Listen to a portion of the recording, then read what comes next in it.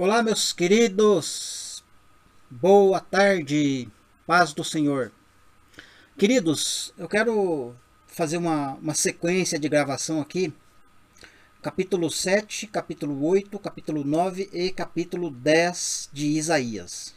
Então eu não sei bem certo se vai dar apenas 4 vídeos, 5 vídeos ou em 3 vídeos. Eu não sei o certo, mas eu gostaria de estar gravando aqui sobre esses 4 capítulos. Isaías 7, Isaías 8, Isaías 9 e Isaías 10, aliás, Isaías 11 também. Então vai ser uma série também, tá? Uma sequência de vídeos. Então a gente vai ler aqui o capítulo 7 do 1 até o 9. Aí a gente vai entender algumas coisas e aí a gente vai prosseguindo, tá? Então vamos lá. Isaías capítulo 7, versículo de número 1.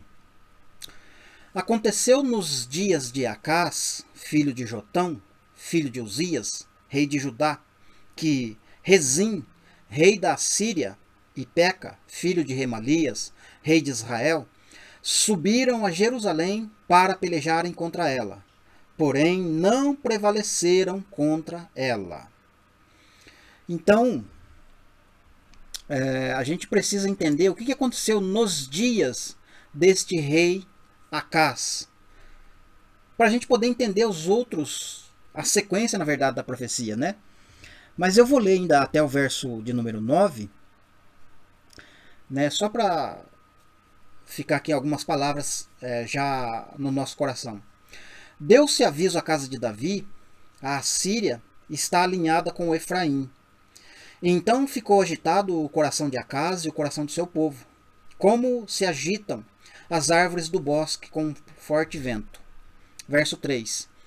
Disse o Senhor a Isaías: Agora, pois, sai tu com teu filho que se chama Um Resto Voltará, ao encontro de Acás, que está na outra extremidade do aqueduto do açude superior, junto ao caminho do lavandeiro. Verso 4. Diz-lhe: Acautela-te e aquieta-te, não tenha medo, nem se desanime o seu coração por causa desses 2 tocos de tições fumegantes, por causa do ardor da ira de Rezim e da Síria, filho de Remalias. Porquanto, verso 5, né? Porquanto a Síria resolveu fazer-te mal, bem como a Efraim e o filho de Remalias, dizendo: Subamos contra Judá, e amedrontemo-lo, e o conquistemos para nós, e façamos reinar no meio dele o filho de Tabeal. Verso 7. Assim diz o Senhor Deus: Isto não subsistirá, nem tampouco vai acontecer. 8. Mas a capital da Síria será Damasco, e o cabeça de Damasco vai ser Rezim. E dentro de 65 anos, Efraim será destruído, e deixará de ser povo. Entretanto, verso 9. Entretanto, a capital de Efraim será Samaria. E o filho de Remalias, se não crerdes, e o cabeça de Samaria, filho de Remalias, e se não crerdes, certamente não perecereis. Então, na época em que Isaías está profetizando isso, né? Eu fico imaginando, né, o que está acontecendo, né? E como essas palavras iriam contrariar, né, outras profecias, talvez, que muitos já estavam profetizando. Porque a gente está vendo aqui a época dos reis, dos profetas, né? Então tinha muita controvérsia, né? Mas o detalhe aqui, no verso 8, é interessante. Eu vou ler mais uma vez o verso 8. Mas a capital da Síria será Damasco. Até hoje é Damasco, né? Provando, né, lá no país Síria, né? Pro lado do norte ali, pro lado de cima de Israel. Mas a capital da Síria será Damasco, e o cabeça de Damasco será Rezim. E dentro de 65 anos, Efraim será destruído e deixará de ser povo. Então esse é o ponto-chave. Então aqui nessas alturas do campeonato, vamos usar esse termo, né? Israel já havia entrado para dentro de Canaã, Israel já tinha passado ali pela época do profeta do Josué, já tinha atravessado o livro dos Juízes, né? Já atravessou o período do profeta Samuel, né? Já está ali um período ali, né? Não sei bem ao certo, com exatidão, onde a gente vai ler lá daqui a pouco, em Reis, mas vai estar por perto ali de Davi, né? Então a gente vai ver que Deus, né, tá dando uma palavra-chave aqui para nós, né? Dentro de 65 anos, Efraim deixará de ser povo. Que tipo de povo Efraim era antes de ser destruído, como Deus está falando aqui através de Isaías, né? Então é bom a gente entendermos, né, que quando Deus está falando de Efraim, ele não está falando de uma tribo ou de um homem, de um personagem, mas sim de um aglomerado de pessoas, um povo. Então Efraim vai deixar de ser povo. Por isso que entra, né, o profeta Oséias no capítulo 1, né, que Efraim realmente não será mais. Até Deus fala lá no profeta Oséias, né, o menino que nasceu, ó, esse menino aí pode colocar o nome nele de não meu povo. Falando de Efraim, esse não é meu povo, né? Não mais meu povo. Contudo, né, não vai ser meu povo agora, mas eu vou profetizar e lá na frente você vai ser meu povo. Lá na frente o negócio vai ser glorioso, vai ser estrondoso. Então é isso que Deus está falando, né? Tá certo? Mas vamos entender melhor esse trechinho que a gente leu aqui, do 1 até o 9, né? Vamos lá para o livro dos reis, né, Segunda Reis, para entender o que aconteceu nos dias de Acás, né? Segunda Reis 16. A gente vai ler do 1 até o 9. Vai dizer assim, né? Na verdade vai contar um pouquinho da história do rei Acás, né? No 17º ano de Peca, filho de Remalias, começou a reinar Acás, filho de Jotão, rei de Judá. Tinha Acás 20 anos de idade quando começou a reinar e reinou 16 anos em Jerusalém. E não fez o que era reto perante o Senhor seu Deus, como Davi, seu pai. Então você veja que está nos dias de Davi, tá certo? 3. Porque andou no caminho dos reis de Israel, até queimou seu próprio filho como sacrifício, segundo abominações dos gentios, que o Senhor tinha lançado diante dos filhos de Israel. Verso 4. Também sacrificou e queimou incenso nos altos e nos alteiros, como também debaixo de toda árvore frondosa. Essas árvores frondosas fala de reis, né? De nações. Verso 5. Então subiu Rezim, rei da Síria, com Peca, filho de Remalias, rei de Israel. Então esse Peca é rei, né? Porque o pai dele é Remalias, né? Peca está sendo rei, nome esquisito, né? Peca. Peca está sendo rei do reino do norte, de Efraim. Remalias e seu filho Peca estão dirigindo Efraim, né? E Acás é rei da casa de Judá. Acás, rei da casa de Judá. Remalias e seu filho, rei do norte, né? Naquele tempo, ou melhor, é isso mesmo. Naquele tempo, Rezim, rei da Síria, restituiu Elate à Síria e lançou fora dela os sírios, e vieram a Elate e ficaram habitando ali até o dia de hoje. Então esses judeus que estavam na Síria, né, a gente vai entender daqui a pouco, né, algumas turmas, alguns povos, né, pertencentes a Acás, que é rei de Judá, estavam cativos na Síria, né? E nesse período o povo que estava exilado recebeu o livramento, puderam voltar para Judá, né? Mas a gente vai entender daqui a pouco. 7. Acás enviou mensageiros a Tiglat Pileser, rei da Síria, dizendo: Eu sou teu servo, sou teu filho. Sobe e livra-me do poder da Síria e do poder do rei de Israel, que se levantaram contra mim. Então, Efraim, né, se levantou contra Acás, né? Efraim aqui falando de Peca, mas Efraim é um povo, para você entender. O exército de Efraim, o exército do reino do norte, o exército de Peca subiu junto com Rezim, rei da Síria. Entende? Foi contra Judá. pegou uma galera em cativeiro, né, levou para a Síria, onde está Rezim, e começou a ameaçar, começou a amedrontar Acaz, como a gente leu lá em Isaías 7. Aí Acaz vai até Tiglat-Pileser, que é o rei da Assíria, um império maior do que a Síria, a própria nação, uma região maior, um império maior, um rei mais poderoso, dizendo: eu sou teu servo, sou teu filho, sobe e livra-me do poder do rei da Síria e do poder do rei de Israel que se levantaram contra mim. 8.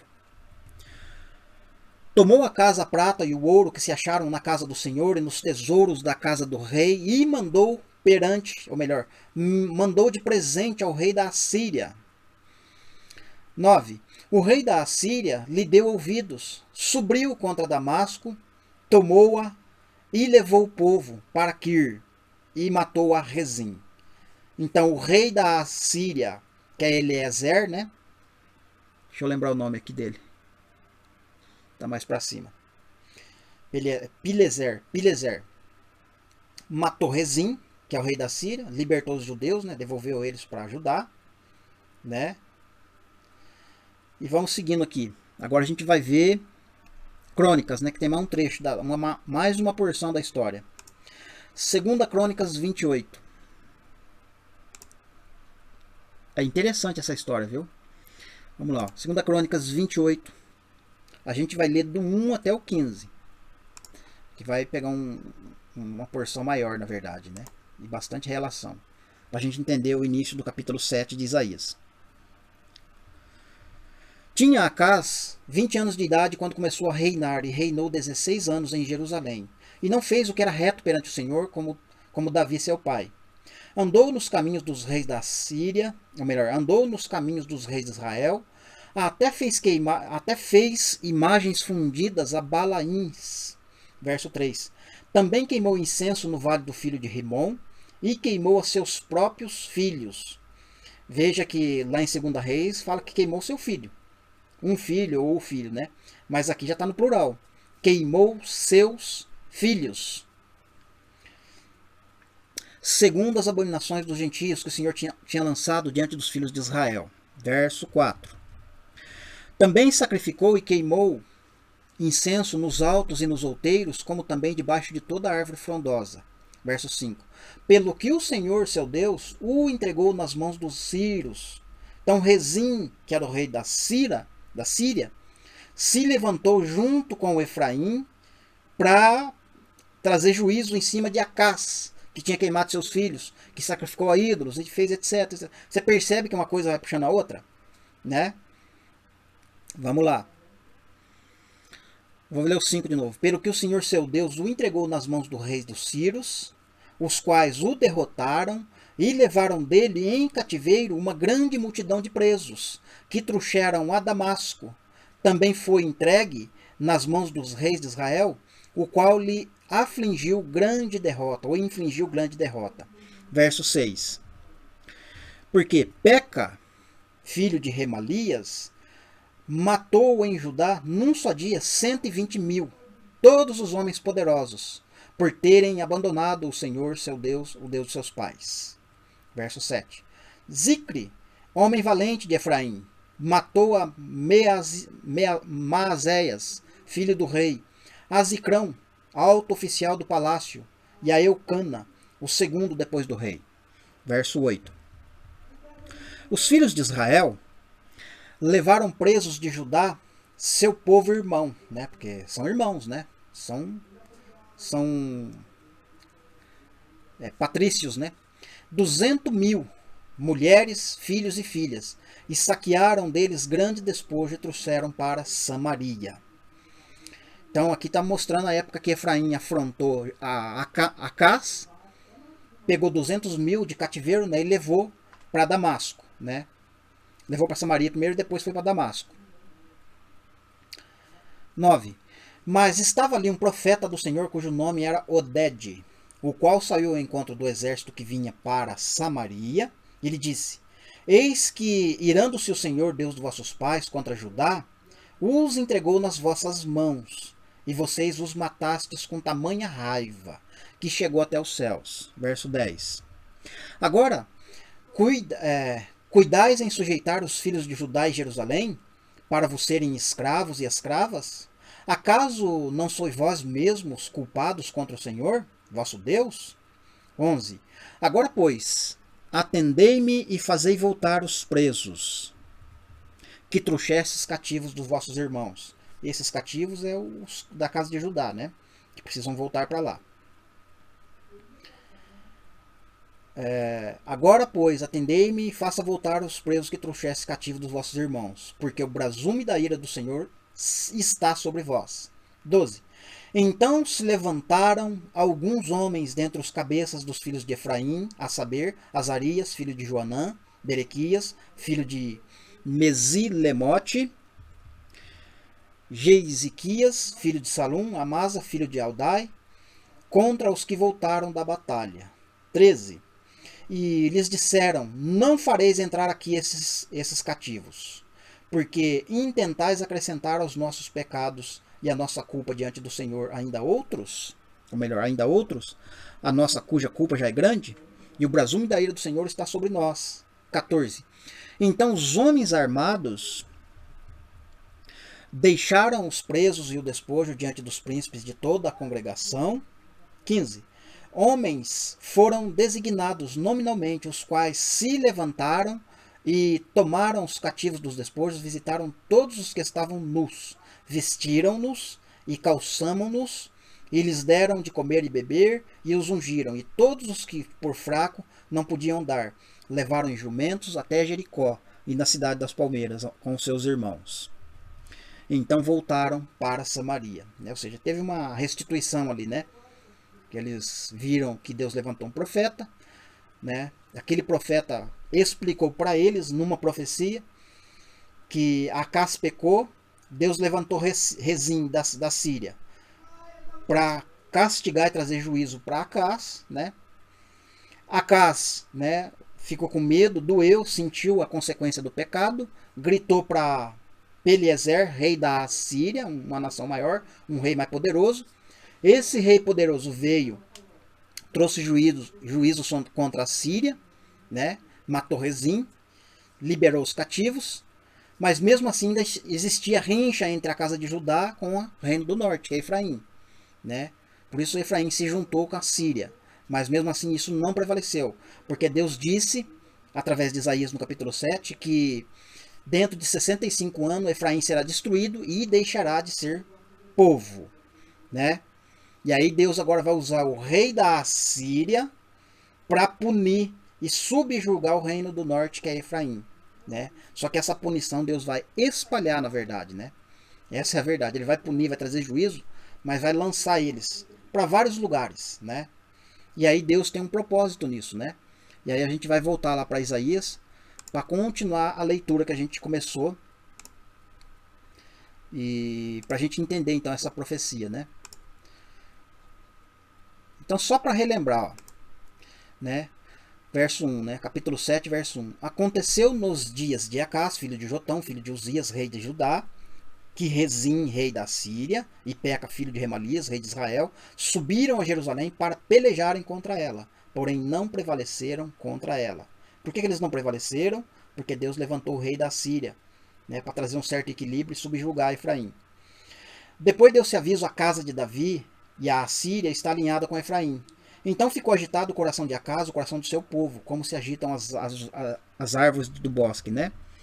Disse o Senhor a Isaías: agora, pois, toma tu e teu filho, que se chama Um Resto Voltará, né? Ao encontro de Acás, que está no aqueduto, na extremidade do aqueduto do açude superior, junto ao caminho do campo do lavadeiro. Verso 4. E diz, eu estou lendo de novo que agora você vai entender melhor. E diz-lhes: acautela-te e aquieta-te, não tenha medo, nem desanime o seu coração, por causa destes dois tocos de tições fumegantes, por causa do ardor do rei da ira de Rezim e da Síria, e de filho de Remalias, porquanto a Síria resolver te fazer mal, bem como Efraim, filho de Remalias, dizendo: subamos contra Judá e amedrontemo-lo, e o conquistemos para nós, e façamos reinar no meio dela. Tabeal. Ok. Assim diz o Senhor, isto não acontecerá, tampouco subsistirá. Mas a capital da Síria será Damasco. Aí Deus começa a configurar através da vida de de Isaías, né? Isaías recapitulou aquela profecia que foi para aquela época histórica, literal, que aconteceu de fato. Agora Isaías vai montar de novo uma profecia que vai abranger um campo maior. Por isso a gente vai ler agora vários capítulos para ir encabeçando agora e achando o cumprimento das falas de Isaías, né? Mas a capital da Síria será Damasco. Isso aconteceu bem depois, né? E o cabeça de Damasco, Rezim. Mas o cabeça morreu, né? Mas Damasco se tornou Damasco. E é a capital da Síria até hoje. E dentro de 65 anos, Efraim será destruído e deixará de ser povo. Então Efraim foi destruído pelo rei da Assíria, né? Não aquele da época, né? Teve que levantar outro dentro da dinastia, né? Outro rei. Eu não lembro aqui agora quem que vai ser o camarada. Não lembro mesmo. Preciso dar uma olhada depois. E aí vai levar Efraim para cativeiro, né? Vamos dizer assim. Vai espalhar Efraim para tudo quanto é lado. Ok, 8, né? Entretanto, a capital de Efraim será Samaria, né? Então Samaria demorou para se tornar a capital, né? De Efraim, tá certo? E o cabeça de Samaria, filho de Remalias, se não crerdes, certamente não permanecereis. Então só permaneceu quem creu. Aí vem o verso 10. E continuou o Senhor a falar com Acás. Então veja que aquela profecia não teve só aquele momento histórico, né? Para aquela época. Teve juízo, um mini, né? Um apocalipse bem pequenininho para aquela época. Mas Deus quer usar a história agora para remontar a profecia e acrescentar coisas. E continuou o Senhor a falar com Acás, dizendo: Pede ao Senhor, seu Deus, um sinal, quer seja embaixo, nas profundezas, quer seja em cima, nas alturas. Acás, porém, disse: Não pedirei, nem tentarei o Senhor. Então disse o profeta: Ouve agora, ó casa de Davi. Então veja que a casa de Davi é Efraim, é o reino do norte, né? Acaso não vos basta fadigardes os homens, mas ainda fadigais também ao meu Deus? Verso 14. Portanto, o Senhor mesmo vos dará um sinal. Eis que a virgem conceberá e darás à luz um filho, e lhe chamará Emanuel. Ele comerá manteiga e mel, quando ele desprezar o mal e escolher o bem. Essa partezinha que a gente até falou em vídeos anteriores, né? Inclusive recentes. Na verdade, antes mesmo do menino saber desprezar o mal e escolher o bem, será desamparada a terra ante esses cujos reis, dois, né? Você está com medo, né? Isso foi o que aconteceu. Foi desamparada Samaria, Efraim foi espalhado, foi destruído, e a Síria também, né? Foi subjugada por Eliezer, que ele matou Rezim. Então os dois que estavam, né, entre aspas, acuando Acás foram destruídos, né? Foram eliminados. Mas mesmo assim Deus usa o momento agora para falar de coisas que vão acontecer no futuro. 17. Mas o Senhor fará vir sobre ti, é óbvio que não é Acás, né? É para alguém que ele está falando aí, ó. Mas o Senhor fará vir sobre ti e sobre o teu povo e sobre a casa do teu pai, por intermédio do rei da Assíria, dias tais nunca vieram, desde o dia em que Efraim se apartou de Judá, né? Então você pega todo o contexto que já aconteceu com Efraim depois que ele se apartou de Judá. Se foi ruim, pensa numa coisa pior. É o que vai acontecer. 18. Porque há de acontecer naquele dia que assobiará o Senhor as moscas que há no extremo dos rios do Egito, né? No caso o rio Nilo, e as abelhas que andam na terra da Assíria.